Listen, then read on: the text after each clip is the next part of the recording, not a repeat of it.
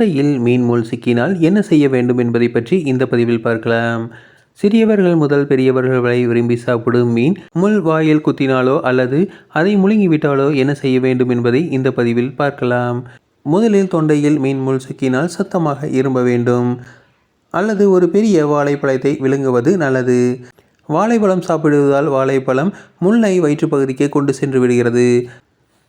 இதனால் ஜீரண அமிலங்கள் முள்ளை செரித்து விடுகின்றன. மேலும் சோடா குடிக்கும்போது வயிற்றில் உள்ள மீன் முள்ளை கரைக்கும் தன்மை கொண்டது. அடுத்ததாக ரொட்டியை சில நொடிகள் தண்ணீரில் ஊற வைத்து சாப்பிடலாம். அப்படி சாப்பிடும் போதும் மீன் முள்ளை அது வயிற்றுப்பகுதிக்கு கொண்டு சென்றுவிடும். அல்லது ஒரு தேக்கரண்டி ஆலிவ் எண்ணெயை குடிப்பது நல்லது. குழம்பு சேர்க்காமல் வெறும் சாதம் சாப்பிட்டாலும் முள் வயிற்றுப்பகுதிக்குள் சென்றுவிடும். முள் வயிற்றுப்பகுதிக்குள் சென்றுவிட்டால் பிரச்சனையே கிடையாது. அது செரிமான என்சைம்களால் செரிமானம் செய்யப்படும்.